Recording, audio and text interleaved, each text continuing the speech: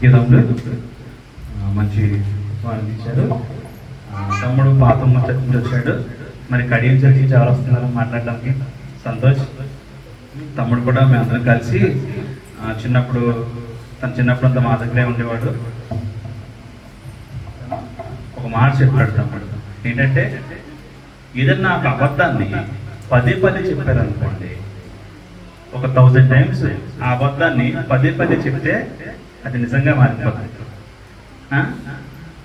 ఇప్పుడు ఎలాంటి పరిస్థితుల్లో ఉన్నా అంటే నిజాన్ని కూడా పదే చెప్పకపోతే దాన్ని అబద్ధంగా మార్చేస్తారు. దేవుడు ఒక మాట చెప్పాడు, వెళ్ళండి సువార్త చేయండి, వెళ్ళండి సువార్త చేయండి. ఇది ఒక్కటే మీకు గోలై ఉండాలి. ఇలా కనుక దేవుని వాక్యం చెప్తూ ఉంటే నిజం అసత్యంగా మారకుండా ఉంటుంది. మన ఫోన్స్ లేవా, లేకపోతే ఇంకా బోల్డ్ గాడ్జెట్స్ ఉన్నాయి, దేవుని వాక్యం ఉండాలి. కానీ ఎందుకు మనుషులు వచ్చి చెప్పని ఫోర్స్ చేయమని చెప్తున్నాం? అవన్నీ గాడ్జెట్స్ అలిసిపోవు, అవన్నీ టూల్స్. మనం పాపం చేయడం తెలుసు, మంచి చేయడం తెలుసు, అన్నీ తెలుసుకుని నిజమైన రక్షకుని సొంతగా అంగీకరించి అనుభవించి దాన్ని వెదజల్లితే నమ్మడానికి అవకాశం ఉంటుంది. ఒక మాట చెప్పాడు, ఏటీఎం అంటే ఏటీఎం మనీ కదా మనకి. దేవుడు ఇలా పిలిస్తే అలా వెళ్దాక రెడీగా ఉన్నావా లేదా అన్నది గుర్తుపెట్టుకోవాలి. దేవుడు కొంతమందికి టైం ఇచ్చాడు. హిజ్కియాకి టైం ఇచ్చాడంటే హిజ్కియాకి టైం ఇచ్చాడు. మన సమయాన్ని ఎవరు వెనక్కి తిప్పలేము అనుకుంటారు. ఆ జెండగదేరాన్ని 7 మెట్లు వెనక్కి తిప్పాడు. దేవుడికి ఎవరో నమ్మని మాట చెప్తే భూమి ముందుకే తిరుగుతుంది కానీ వెనక్కి తిరుగుతుంది అంటే నవ్వుతారు. కానీ ఇక్కడ దేవుడు మార్చాడు. ఈ విషయం చెప్పాలంటే ఏంటి? యేసే గురించి తెలిసి ఉండాలి, వాక్యం తెలిసి ఉండాలి, అది అనుభవించి ఉండాలి. అలాంటప్పుడు మాత్రమే మనం చెప్పగలం. హిజ్కియాకి దేవుడు టైం ఇచ్చాడు, తను మార్చుకున్నాడు. కానీ మనకు ఆ టైం ఉంటుందా లేదా అన్నది చెప్పలేము. ఇప్పుడు పిలిస్తే దేవుడు ఈ క్షణంలో పిలిస్తే వెళ్ళిపోవడానికి రెడీగా ఉన్నామా లేదా అన్నది మనం క్వశ్చన్ చేసుకోవాలి. నెక్స్ట్ మన బొమ్మూరు చర్చ్ నుంచి తమ్ముడు సురేష్ వచ్చి తన సాక్ష్యాన్ని తెలియజేసుకుంటాడు. తెలియపరుస్తుంది.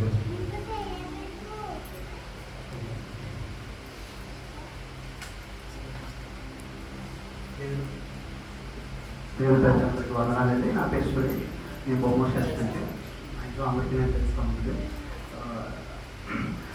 ఇది సాక్ష్యము మెసేజ్ అనేది నేను చెప్పేదాన్ని బట్టి మీరు ఎలా చేసుకోవచ్చు. నేను ఈ message small message, but I just నా సొంత రిఫరెన్స్ తీసుకోండి. బట్ నా ఓన్ లైఫ్లో జరిగిన కొన్ని నేను ఇందులో యాడ్ చేస్తాను. సో స్మాల్ మెసేజ్ అంటే మత్తయి 27, 24, 25 ఒకసారి చదువు. 27 పిలాతు అల్లరి ఎక్కువవుతున్నదే గాని తన వలన ప్రయోజనం ఏమీ లేదని గ్రహించి నీళ్లు తీసుకుని జనసమూహం ఎదుట చేతులు కడుక్కుని, ఈ నీతిమంతుల రక్తంలో కూర్చి నేను నిరాపరాధులని మీరే చూచుకున్నాడని చెప్పాడు. అందుకు ప్రజలందరూ వాని రక్తము మా మీదను మా పిల్లల మీద ఉండుగా కానివి. అప్పుడప్పుడు వారు కోరినట్టు బరబ్బాను వారికి విడుదల చేసి యేసును కొరడాలతో కొట్టించి సిలువ వేయని అప్పగించింది. పిలాతు గారు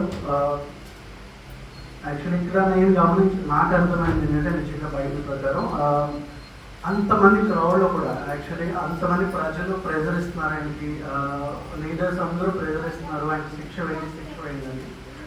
ఆయన నిస్సహాయ స్థితిలో ఉండి కూడా ఆయన అందరి ముందు కూడా ఈ యొక్క నీతిమంతుడిని నేను శిక్షించడానికి నాకు ఏ తప్పు నేను ఫైండ్ అవుట్ చేయలేదు. సో ఆయన యాక్చువల్లీ ఏంటంటే ఒక రియలైజేషన్ ఆయనకు వచ్చిందండి, నేను తప్పు చేస్తున్నానని. ఆయన అందరి ముందు కన్ఫెస్ అయ్యాడు. సో సమ్వేర్ దేవుడు మనకి కాన్షియస్నెస్ తీసుకురావడానికి ఆయన శిలువ మీద ఆయన త్యాగం చేయడం జరిగిందని నేను అనుకుంటాను. యాజ్ అ హ్యూమన్ నేచర్ మనకు ఖచ్చితంగా ఒకసారి పొరపాటు చేస్తుంటాం, కోపాలు వస్తాయి, ఒక్కొక్కసారి లోకాన్ని బట్టి ఫాలో అయిపోతుంటాం. ఎందుకంటే మనం కాన్స్టెంట్గా చర్చ్కి రాకపోవడం వల్ల, లేదా వాక్యాన్ని మనము కంటిన్యూగా వినకపోవడం వల్ల, బైబిల్ ధ్యానించుకోవడం వల్ల సమ్వేర్ మనకి బేస్ లైన్ ఉంటుందండి. ప్రతి హ్యూమన్కి, ప్రతి పర్సన్కి, ఇండివిజువల్కి ఒక బేస్ లైన్ ఉంటుంది, ఒక బిహేవియర్ నేచర్లో. Either it is good or bad వాళ్ళ తల్లిదండ్రులు పెంచిన విధానం కావచ్చు, వాళ్ళు అటెండ్ అయిన స్కూల్స్ కావచ్చు, వాళ్ళ చుట్టూ వాళ్ళ స్నేహం చేసిన పిల్లలు కావచ్చు, అక్కడి నుంచి ఒక ఒక ఒక క్యారెక్టర్, ఒక బిహేవియర్, ఒక వే ఆఫ్ క్లారిటీ వాళ్ళకి వస్తుందండి. సో ఆ బేస్ లైన్ మంచిదైతే వాడికి కాన్షియస్నెస్ చాలా స్ట్రాంగ్గా ఉంటుంది, ఏది మంచిది ఏది చెడ్డది అని. సో ఒకవేళ వాళ్ళు ఒకవేళ బ్యాడ్ కైండ్ ఆఫ్ బేస్ లైన్తో స్టార్ట్ చేస్తే క్లారిటీ తక్కువ ఉంటుంది. కానీ ఈ బేస్ లైన్ని మనం మన లైఫ్లో మన ప్రయాణంలో కూడా మనం మార్చుకోవచ్చు.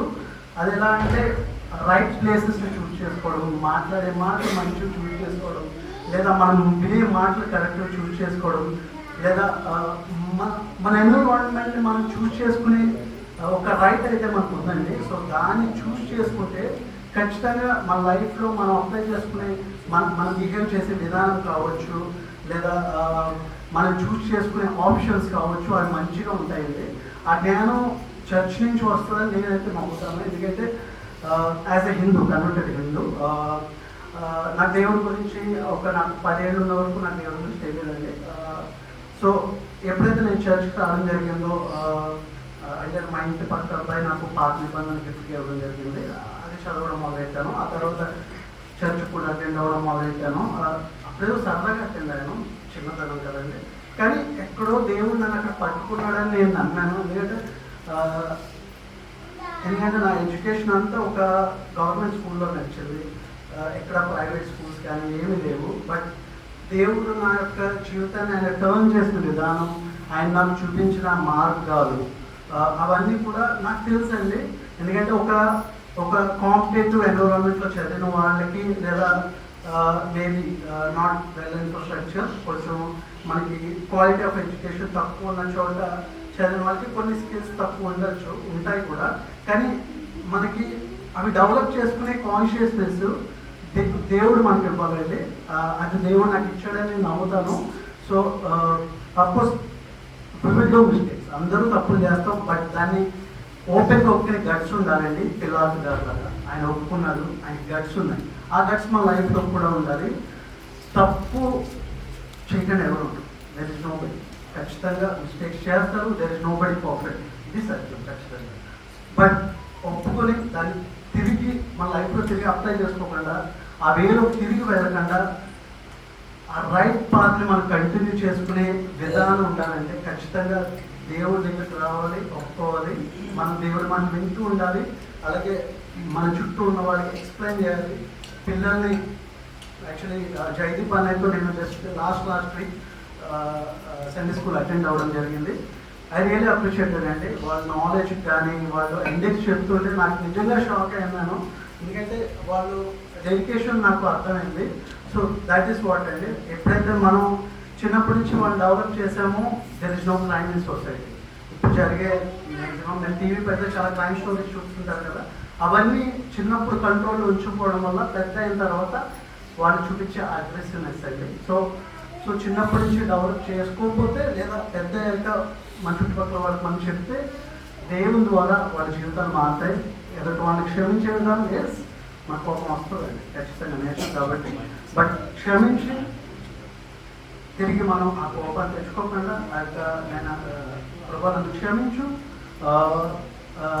నేను తప్పు చేశాను, నేను ఇతరుల వల్లే నేను కూడా అన్యుడి వల్లే బిహేవ్ చేశానని ఒప్పుకొని తిరిగి ఆ విధంగా ఉండకుండా లైఫ్ని దేవుని ప్రకారం జీవించే విధంగా మనం ఉండాలండి. So that is what I understood. అదే నా సాక్ష్యం, మెసేజ్ కూడా. థ్యాంక్ యూ తమ్ముడు. జీవితమెవరికి, నీ జీవితమెవరికి, ఈ లోకములో జీవించు జీవితమంత జీవితమెవరికి, నీ జీవితమెవరికి, శరీరే చలకై ఆశలుండు ఈ ధరణియందు, ఈ ధరణియందు సుఖభోగులుగా జీవితురు ఈ ధరణియందు, ఈ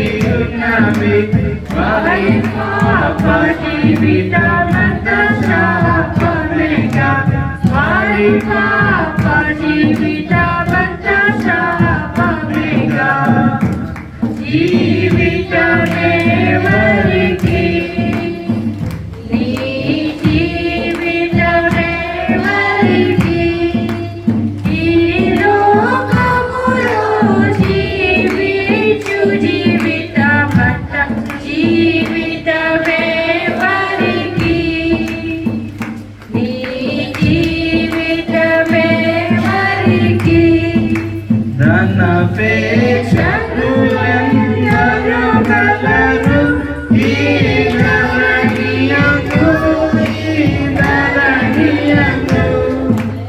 ధనముపై మనసు నిలిపెదరు ఈ ధరణియందు, ఈ ధరణియందు. వారి కలవరమంతరము కనలే, వారి కలవరమంతరము కనలే. వారి ప్రతి చెడు బ్రతుకంత క్షీణతయే, వారు ప్రతి చెడు బ్రతుకంత క్షీణతయే. జీవితమే వారికి జీవితమే వారికి ఈ లోకములో జీవించు జీవితమంతా జీవితమే వారికి జీవితమే వారికి కంద పొదలనే బ్రతికినరు ఈ ధరణియందు, ఈ ధరణియందు. గర్భమునకు అమ్మబడియుందురు ఈ ధరణియందు, ఈ ధరణియందు. వారి మనసులు సంకుచితములయుండు, వారి మనసులు సంకుచితములయుండు. వారి జీవిత ప్రయాసము పతనమేగా, వారి జీవిత ప్రయాసము పతనమేగా. జీవితమే వారికి నీ జీవితమే వారికి ఈ లోకములో జీవించు జీవితమంతా జీవితమే వారికి నీ జీవితమే వారికి విరిగిన హృదయాలు కలవెందరో ఈ ధరణియందు, ఈ ధరణియందు. కరిగిడు ఉప్పుగా నుండెదరు ఈ ధరణియందు, ఈ ధరణియందు. వారు ప్రముఖైగా నిలచెదరు, వారు ప్రముఖైగా నిలచెదరు. దైవవాక్కుగా దినమెల్ల సేవింతురు, దైవవాక్కుగా దినమెల్ల సేవింతురు. జీవితమే వారికి నీ జీవితమే వారికి ఈ లోకములో జీవించు జీవితమంతా జీవితమే వారికి నీ జీవితమే వారికి. తమ్ముడు చెప్పాడు కదా పిలాతు కోసం, నాకు చిన్నప్పటి నుంచి ఇద్దరు వ్యక్తులంటే ఇష్టం ఉండదు. అందులో మొదటి వ్యక్తి పిలాతు, రెండో వ్యక్తి ఎవరు? ఇస్రాయేల్ కదా. ఇది ఎవరికైనా ఇష్టం ఉండదు. పిలాతు కోసం ఎందుకు ఇష్టం ఉండదు అంటే, పిలాతుని ఎప్పుడైనా చూసారా మీరు? పిలాతుని చూడలేదా? నేను ఫస్ట్ టైం చూశాను. ఎక్కడ? సినిమాలో చూసాం కదా పిలాతు. ఏం చూడలేదంటారే? సినిమాలో చూసినప్పుడు నాకు నచ్చేది కాదు పిలాతు. అరే ఇంత అధికారం ఉంది, తనకున్న అధికారాన్ని యూజ్ చేసుకోకపోవడం చాలా వేస్ట్. దాన్ని ఎలా అంటారంటే నోటితో చెప్పడం కూడా అంత నాకు ఉన్న అధికారాన్ని వాడుకోకపోవడం కూడా పాపం చేసినట్టే. దేవుడు ఒక అధికారం ఇస్తాడు. మనం పిలాతుకు దేవుడికి అధికారం ఇచ్చాడు. అధికారాన్ని వాడుకోలేదు. తిరగబడి ఉంటే ఎలాగున్నావు? తిరగబడి ఉంటే నేను వేరేగా మాట్లాడుతున్నాను. దేవుని కోసం హతసాక్షిగా మిగిలేవాడు. ప్రవీణ్ పాగాల చనిపోయారు. బ్రతుకున్నప్పుడు ఎవరో పట్టించుకోలేదు. మా చిన్న చాలాసార్లు చెప్పేవాడు, నాకు ప్రవీణ్ పాగాల ఎలా తెలుసు అంటే మా చిన్న ద్వారా తెలిసిన. లాస్ట్ టైం అక్కడ మీటింగ్స్ జరిగినాయి, నా వారిలో మీటింగ్స్ జరిగినప్పుడు వెళ్ళాం. తను తెలిసింది. ఆయన చనిపోయిన తర్వాత మామూలుగా అంత వైరల్ అవ్వకపోతేనేమో యూట్యూబ్ ఓపెన్ చేస్తే ఇలా ఓపెన్ చేస్తే చాలు ఆయన వీడియోలో వస్తున్నాయి, ఆయన డిస్కషన్లే వస్తున్నాయి, ఆయన కోసమే వస్తున్నాయి. దేవుడు ఎవరిని ఎప్పుడు ఎలా వాడుకుంటాడో తెలియదు. మనకి ఇచ్చిన అధికారాన్ని వాడేసుకోవాలి. నేను రక్షణ పొందకముందు, రక్షణ పొందిన తర్వాత కూడా ఆఫీస్లో వర్క్ చేసేటప్పుడు నా కింద 14 మంది ఉంటారు. నేను ఏం చెప్పినా వినాలి. కానీ అందరూ మా ఊర్లో తెలిసిన వాళ్ళే, అందరూ బాగా పరిచయం ఉన్న వాళ్ళే. వీళ్ళు ఏం చేసేవారంటే వీళ్ళకి ఎదురు చెప్పడానికి భయపడేవాడిని. ఎదురు చెప్పడానికి భయపడితే ఎలా ఉంటుంది? తాగి తమ్మలు ఆడేవారు. పురుషోత్పట్నం వెళ్ళాక బైబిల్ బాగా చదివిన తర్వాత ఇది కూడా తప్పే, మంచితనంగా ఉండడం కూడా తప్పే, అంటే మంచితనం కూడా అనుకోవడం, తప్పించుకోవడం నాకు ఎందుకు లేనుకోవడం కూడా తప్పే అనుకున్నాను. అనుకుని కష్టమైన ఇబ్బంది అయినా చిచ్చేడు మొదలు పెట్టాను. ఎవరైతే నాకు తాగేసి తందనాడేవారో మన ప్రవర్తన బట్టి వాళ్ళు బైబిల్ ఇవ్వడం చదువుతాను, ఒకసారి చూడాలి అనుకున్నాను. మేము కూడా ప్రతిరోజు శుక్రవారం ప్రార్థన ఆరాధన ఎక్కడ ఉండేది? చర్చిలో ఆరాధన జరిగేది. దాన్ని తీసి బయటకు పెట్టాం. లాస్ట్ టైం శుక్రవారం ప్రార్థన పెట్టిన వాళ్ళు సంపత్ చెప్పాడు, వాళ్ళు పాత ఊళ్ళో కాంతృగా గుడికి క్లీన్ చేయడం, ఆ తాళాన్ని వాళ్ళ హ్యాండ్ ఓవర్లో ఉంటాయంట. అలాంటి వారింట్లో ప్రార్థన పెట్టాం. ఎందుకంటే అధికారం ఉన్న అధికారం దేవుడికి వాడుకోకపోతే అది కూడా పాపమే అవుతుంది. పిలాతు అంటే ఇష్టం ఉండదు. నాకు తమ్ముడు మంచి సబ్జెక్ట్ చెప్పాడు. కాకపోతే పిలాతు అంటే ఇష్టం లేని వ్యక్తిలో ఒక పిలాతు. ఎప్పుడు కూడా ఒక పిక్చర్ కనిపిస్తుంది. మీకు ఎప్పుడైనా పిక్చర్ కనిపించిందా? యేసుక్రీస్తు అంటే అప్పుడు దొంగల కోసం చెప్పాడు తమ్ముడు. దొంగలు ఇద్దరు ఎలా మీకు కనిపించారా? కనిపించినప్పుడు మీకు అలాగా ఏదో టాపిక్ చెప్పారనుకో, ఆ వ్యక్తి స్వభావం మనకి ఈ కళ్ళ ముందు కనిపించేస్తుంది. యేసుక్రీస్తు భూమి మీద రావడానికి ముఖ్యమైన కారణం ఏంటంటే ప్రతి ఒక్కడు దేవతలు దేవుళ్ళు అన్నవాళ్ళు ఇది అలా చేయి, ఇది ఇలా చేయి, ఇది అలా చేయి అని చెప్పారు. యేసుక్రీస్తు ఎలా చేయాలో చేసి చూపించాడు, మంచిగా ఎలా బ్రతకాలో చూపించాడు. అవునా కదా? అవునా? దేవుడు అన్నవాడికి ఏమవుతుంది?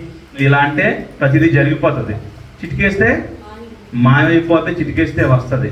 కానీ ఈ చెత్త లైఫ్, భూమి మీద ఉన్న లైఫ్ని అనుభవించి చూడు, అన్నీ ఇచ్చావు. దేవుడు మనకి ఇంత కష్టపడాల్సిన అవసరం ఎందుకు వచ్చిందంటే మానవుడు ఫ్రీ బర్డ్. దేవుడు ఈ ముందు విషయం పెట్టాడు, ఈ ముందు మంచి ఆహారం పెట్టాడు, అమృతం పెట్టాడు, విషయం పెట్టాడు. ఏది చూస్ చేసుకోవాలో మనమే ఎంచుకోవాలి. ఒక నీ బెస్ట్ ఫ్రెండ్ ఉండొచ్చు. ఎవరో బెస్ట్ ఫ్రెండ్ ఉండొచ్చు, చాలా మంచి వ్యక్తి అయి ఉండొచ్చు, చాలా శుభ్రంగా ఉండొచ్చు, నీకు అతను చెప్తే ఒక ప్రైమ్ మినిస్టర్ అయి ఉండొచ్చు. కానీ ఒక బాటిల్ ఇచ్చాడు నీకు, కోల్డ్ బాటిల్. దాంట్లో చాలా కాస్ట్లీయెస్ట్ వాటర్ వస్తుంది. చందువాళ్ళు చెప్తుంటారు చాలా కాస్ట్లీ వస్తువులు, కాస్ట్లీ ఐటమ్స్ చెప్తుంటారు. ఎప్పుడు ఏంటంటే బ్రాండ్స్ చెప్తుంటారు, ఇవన్నీ కూడా ఎప్పుడు నేను చూసాను. అలాగే కాస్ట్లీ వాటర్ ఇచ్చి ఉండొచ్చు. దాంట్లో ఒక గుండు పీనిస్తో ఇలా తీసి ఇలా విషంలో ముంచి ఒక చుక్కేసి నీకు ఇవ్వచ్చు. తీసుకుంటారా? ఒక్క చుక్కే కదా, తెలిసి చెప్పేది విషం. అది ఎంత బంగారమైనా, ఎంత మంచి వ్యక్తి అయినా నీకు ఇచ్చేదేంటి? విషం ఇస్తున్నాడు. అది బంగారు పడిలో పెట్టినా, వజ్రాలతో లిఖించిన బైబిల్ ఒకసారి తప్పు అని డిక్లేర్ చేసింది. ఒక్క చిన్న పాపమాన సరే దేవుడు ఏమంటండి, సైదాన్ అడ్డు వస్తుంది, ఇది మా కార్డు, ఇది మా కార్డు పట్టుకొస్తుంది, మా వాడిని వస్తుంది. ఒక్క చుక్క విషం ఇస్తే చాలు, ఆ బాటిల్లో వాటర్ అంతా విషంగా మారిపోద్ది. కాబట్టి మనం ఈరోజు దేవుని కోసం ఉపదల చేసుకుందాం. వచ్చాము ఇదొక ఆచారంగా చేసేది. మన పాపాలని, మన పరిస్థితుల్ని ప్రతిదీ ఇక్కడ వదిలేద్దాం. ఏ పాపం ఇందాక కూడా చెప్పాను, మీరే చూస్ చేసుకోండి. ఎన్నిసార్లు మనం తప్పులు చేస్తాం, ఎన్నిసార్లు దేవుడి కోసం చెప్పకుండా మన కాస్ట్ని, మన గొప్పతనాన్ని. హిజ్కియా అలాగే చేశాడు. దేవుడు ఏం చేశాడు? అతను ఆహా గడియారని వెనక్కి తప్పించాడు, అవన్నీ చూసుకున్నాడు, వాళ్ళన్నీ లెక్కలన్నీ బాగా కుదిరిని, దేవుడు నన్ను దీవించాడని కన్ఫర్మ్ చేసుకున్న తర్వాత ఈ విషయాన్ని తెలుసుకోవడానికి ఇతర రాజులు వచ్చారు. నేనేమి వాక్యాలు తీసి ఎక్కువసేపు చదువు చెప్పట్లేదు, ఎందుకంటే తిమోతి చాలా పెద్ద సబ్జెక్ట్ ఎత్తుకున్నాడు చెప్దామని. కానీ మా డాడీని మొన్న అడిగాను, బసం బుధవారం కోసం అర్ధవారం కోసం క్లియర్గా అడిగాను. కానీ అవన్నీ చెప్తే మీకు ఓపిక లేదు, చెప్పే తీరిక మాట్లేదు అనుకుంటారా? చెప్పే తీరిక ఉంది, మీకు కూర్చొని వినడమే కష్టం. అయితే ఏంటంటే దేవుడు మనని ఎప్పుడు ఎలా ఉండాలో మనకు నేర్పిస్తూ వచ్చాడు లేదా? అతను చెప్పాడు ఏమని? మంచిగా అతను దీవించాడు. ఎవరిని? హిజ్కియాని దీవించాడు. ఆ విషయం తెలుసుకోవడానికి అనేక మంది రాజులు ఆయన దగ్గరికి వచ్చారు. వచ్చినప్పుడు ఆయన దేవుని కోసం చెప్పకుండా ఎవరి కోసం చెప్పాడండి? చూడండి చూడండి బంగారం ఉంది, ఇలా మీకు ఈజీగా అర్థం చెప్పేస్తున్నాను ఈజీగాని. ఇవన్నీ చూపించాడు. దాన్ని బట్టి దేవుడు ఏమన్నా మహిమ పొందుకున్నాడా? పొందుకోలేదు. ఇంకా ఏమిచ్చాడు? దేవుడు కోరుకునేది ఏంటంటే మీ గొప్పతనం కాదు, మీ ద్వారా ఆయన గొప్పతనం. ఎందుకు పనికిరాని మనలో దేవుడు ఉన్నాడు, దేవుడు వచ్చాడు. మనం ఎంబోజ్ అవుతాం, మన గొప్పతనం చూపించుకుంటాం. మన గొప్పతనం కాదు, మన డబ్బు గొప్పతనం కాదు, మన పలుకుబడి కాదు, నీకున్న నీ వెనక కుటుంబంలో గొప్ప కాదు. దేవుడి పక్షాన నువ్వు ఎలా ఉన్నావు, దేవుని దగ్గర నీ పాత్ర ఏంటి, నువ్వు ఏ పాత్రగా ఆయన వాడుకుంటున్నావు? అవునా? బంగారు పాత్రగా ఉండక్కర్లేదు, దేవుడి దగ్గర మట్టి పాత్రగా ఉన్నా చాలు. అవునా కదా? ఇందా చెప్పాను, బంగారం ఎన్ని బస్తాలున్నా అది భూమిలో మొలేస్తే మొలకెత్తదు, పనిచేయదు. దేవుని వాక్యం మాత్రమే భూమిలో వేస్తే అది మొలకెత్తి గింజల కింద మారి అనేక మందికి ఆహారంగాను, ఇంకా అనేక మంది మళ్ళీ యేసు వైపు చూడడానికి మనం కరపత్రిగా మారిపోవాలి. ఆ రోజు పిల్లలు కానీ చేతులు కడుక్కోకుండా దేవుని కోసం తిరుగుంటే ఈ రోజు అందరం మన పౌల కోసం ఎలా మాట్లాడుతున్నాం? అవునా? అలా ఆయన కోసం మాట్లాడుకుందామా? మనం కూడా దేవుని పక్షాన సంఘానికి వస్తున్నాం, ఇంతకాలంగా క్రిస్టియన్గా ఉన్నాం, మనం ఏం చేస్తున్నాం, మనం ఎలా ఉన్నాం, మన పరిస్థితి ఏంటి? ఈరోజు అలాంటి పరిస్థితి, మనం చనిపోయే పరిస్థితి వస్తే మనం రెడీగా ఉన్నాం అనేది సిద్ధపరచుకోవాలి. నెక్స్ట్ ఏలియా అంకుల్, మాకు ఇంజనీరింగ్ అలవాటు. అంకుల్ ఈ బిల్డింగ్ పైన ప్లాన్ ఇచ్చింది అంతా చేసింది అంకులే. అది కాకుండా చందు వాళ్ళ బిల్డింగ్ కూడా మార్కెట్లో ఆయనే కట్టారు, చాలా బిల్డింగ్స్ కూడా కట్టారు అంకుల్. అంకుల్ కూడా మంచి బిలీవర్. అంకుల్ కూడా ఏలియా నాకు ఇప్పుడే తెలిసింది. ఇప్పుడు అంకుల్ ఎప్పుడు కూడా నేను ఇంజనీరింగ్ వెళ్ళాను అలవాటు. అంకుల్ కూడా వాక్యాన్ని షేర్ చేసుకుంటారు. తర్వాత సంపత్ ప్రత్యేకమైన పాట పాడతాడు. రండి, వెల్కమ్.